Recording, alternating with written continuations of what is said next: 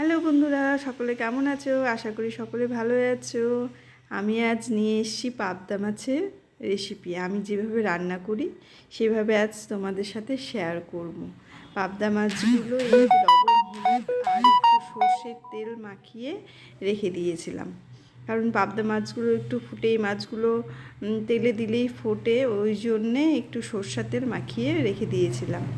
তারপর এক এক করে সব ভেজে নিয়েছিলাম। আর এর মধ্যে যা মশলা দিয়েছিলাম, কালো সর্ষে, পোস্ত আর কাঁচা লঙ্কা, এইগুলো সব বেটে। আর এই যে আমার মাছগুলো তো ভাজা হয়ে গেছে, আর সামান্য চিংড়ি মাছও পেয়েছিল, আর কচুর শাকও পেয়েছিল। তাই ওই কচুর শাকের রেসিপিটাও তোমাদেরকে দেখাবো, কারণ দুটোই রান্না করেছিলাম।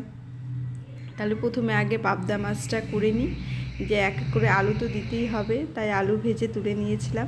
সেই তেলে কালো জিরে ফোড়ন দিয়েছিলাম, দিয়ে কালো জিরে কাঁচা লঙ্কা এগুলো তো দিতেই হবে। তারপর তেলের মধ্যে একটু হলুদ আর কাশ্মীরি লঙ্কা গুঁড়ো দিয়েছিলাম, দিলে কালারটা খুব সুন্দর আসে।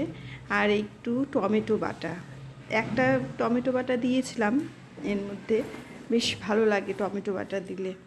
যে কোনো রেসিপিতে টমেটোটা বেশ যায়, ভালো লাগে। তারপর ওর মধ্যে দিয়েছিলাম ওই যে কালো সর্ষে বাটা আর পোস্ত যে ছিল সেইগুলো, আর কাঁচা লঙ্কা, ওই তিনটে বাটা একসাথে এর মধ্যে দিলাম। ভালো করে এটাকে নেড়ে চেড়ে মশলাটাকে একটু কষিয়ে নিতে হবে।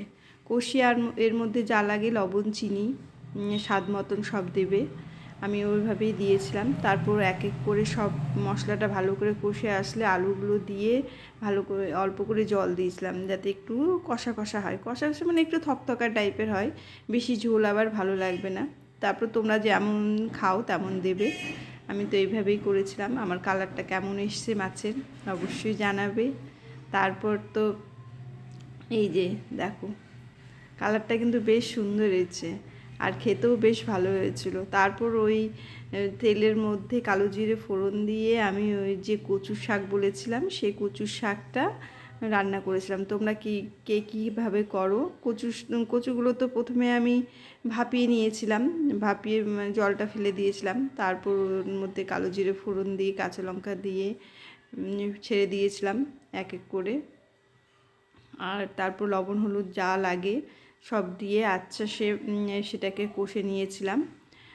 তোমরা কে কীভাবে করো? আমি তো এইভাবেই করি। লবণ চিনি যা লাগে দাও। তারপর এই যে চিংড়ি মাছ ছিল সেই চিংড়ি মাছগুলো দিয়ে দিলাম, দিয়ে আচ্ছা সে ভালো করে একটু কষতে হবে।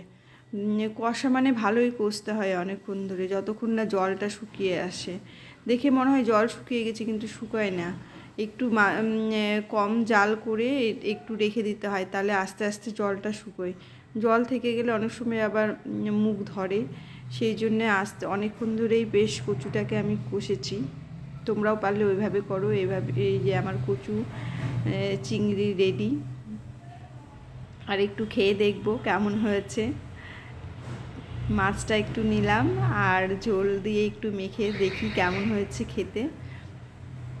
খেয়েছিলাম, বিশ্বাস করো স্বাদটা বেশ অপূর্ব লাগছিল খেতে, দারুণ লাগছিল। তোমরাও এইভাবে করে দেখো। বাই বাই, সকলকে ভালো থেকো।